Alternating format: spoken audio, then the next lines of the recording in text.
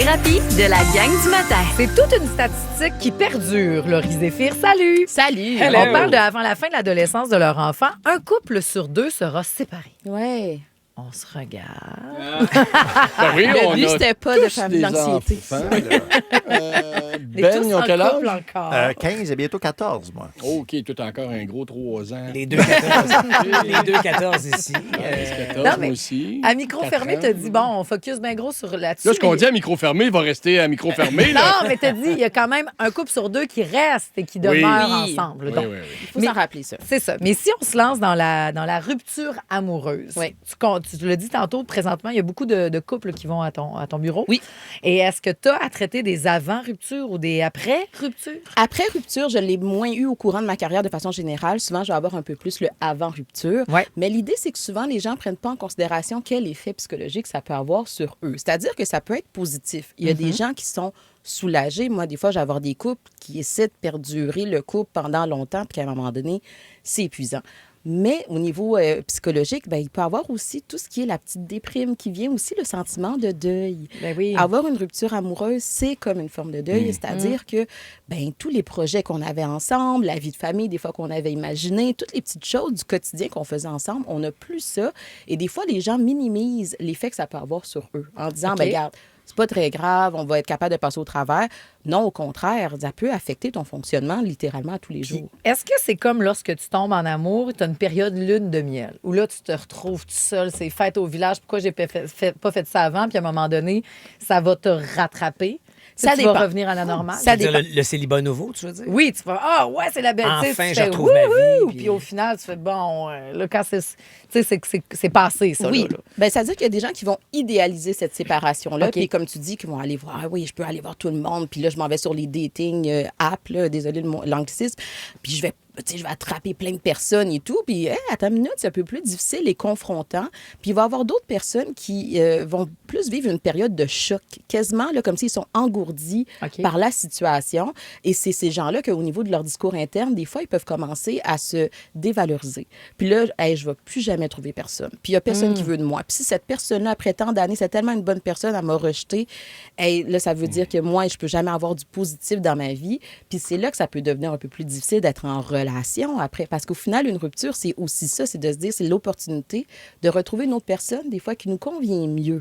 Il faut être capable d'investir cet espoir-là. là. Puis avant de focusser sur trouver une autre personne, c'est quoi le travail personnel qu'on a à faire lors d'une rupture? Ben moi, souvent, j'ai invité les gens à regarder. Tu fais juste dire c'est de sa faute. C'est sûr, ça Ton travail serait... personnel, c'est de dire je pense que c'est de sa faute. Moi, je suis parfaite. C'est un bon moyen, je pense. Mais tu sais Sortir quoi? avec ça. Honnêtement, d'être au début là-dedans, de c'est de sa faute, ça peut être un peu protecteur. Ben, Mais forcément. éventuellement, d'être capable de voir, mais la personne, elle m'a apporté quoi? Dans toutes les relations que vous avez dans votre vie, la personne, elle vous apprend quelque chose sur vous. Donc, d'être capable d'avoir un petit recul, puis de se dire, OK, mais qu'est-ce que j'ai aimé? Qu'est-ce que cette personne-là m'a fait vivre? Il y a du positif, du négatif, puis de se responsabiliser aussi. Écoute, là, si ça fait 3 chums, 3 blondes qui me disent, hey, il me semble que tu n'es pas investi dans la relation, qu'est-ce que je comprends de ça, moi aussi, pour être capable d'aller creuser ça? Puis des fois, c'est en thérapie qu'on va aller comprendre, moi, mon mode de relation avec l'autre, c'est quoi? OK. Puis combien de. Admettons qu'on ne se rend pas jusqu'à la rupture. Tu as dit, là, généralement, c'est plus en amont que les couples viennent.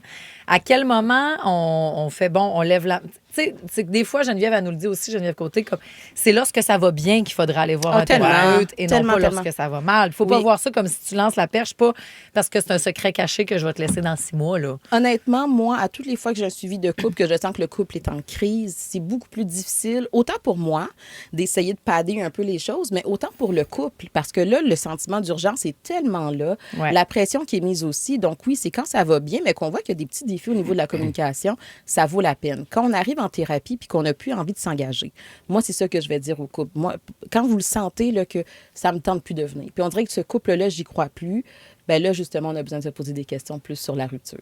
Puis donc, aller chercher de l'aide professionnelle aussi lorsqu'on est la personne.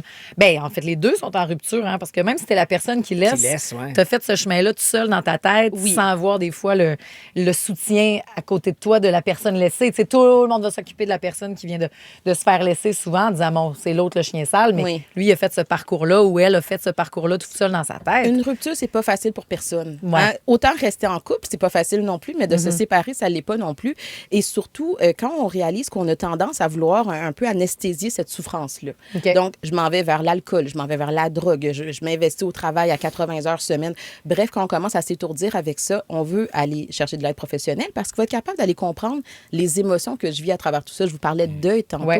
mais c'est un peu ça. Ça veut dire qu'il y a des phases, ça veut dire qu'il y a des émotions, des fois, qu'on comprend même pas. Donc, quand on réalise que hey, c'est un peu désorganisé, comment est-ce que je vis ma rupture, il faut être capable d'aller chercher de l'aide à ce niveau-là. Puis on revient à cette statistique, un couple sur deux. Est-ce que c'est pire qu'avant ou moins? Tu remarques-tu quelque chose? Il y a un moment donné, il y a eu un gros boom. Là, on a compris qu'on pouvait se divorcer. Une statistique qui dure quand même pas Oui, mal. hein? Oui, je depuis pense, là, longtemps. au niveau des divorces ou des gens qui vivent ensemble. là. Moi, je ne le vois pas nécessairement négativement. C'est-à-dire qu'il y a une période, là, d'antan, où est-ce que les gens étaient obligés de rester en couple. Ben oui. C'était pas nécessairement bénéfique Mieux, non en plus. tout. Exact. Ni pour les couples, ni pour les enfants. Donc, si c'est un couple sur deux, mais que le couple arrive quand même à rester des coparents. Puis OK. pour moi, c'est ça le défi.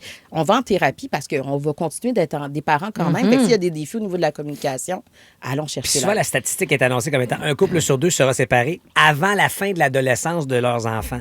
Est-ce que la période de l'adolescence, parce qu'on la sait très névralgique, est un déclencheur de ça ou on exacerbe Ouais. la réalité ou la difficulté du couple à ce moment-là parce que c'est une crise pour tout le monde? Je pense que c'est l'inverse. C'est-à-dire que là, ben, les enfants sont rendus plus grands. Ah, Ils sont donc, capables on d'être plus se autonomes. permet de- OK. Ah, là, on se Là, on retrouve se plus. retrouve, puis on là, se tape ses on nerfs. sait- ben, exactement, on sait plus de quoi se parler. Fait que- Puis si on va te voir en couple, là, un des deux peut t'appeler pour te dire, tu pourrais-tu dire ça, tu pourrais-tu dire ça avant? Ça marche Ça, encore. oui, vous dites, vous écoucez la gang du matin, puis c'est comme un équivalent de 25 mettons, des fois, là.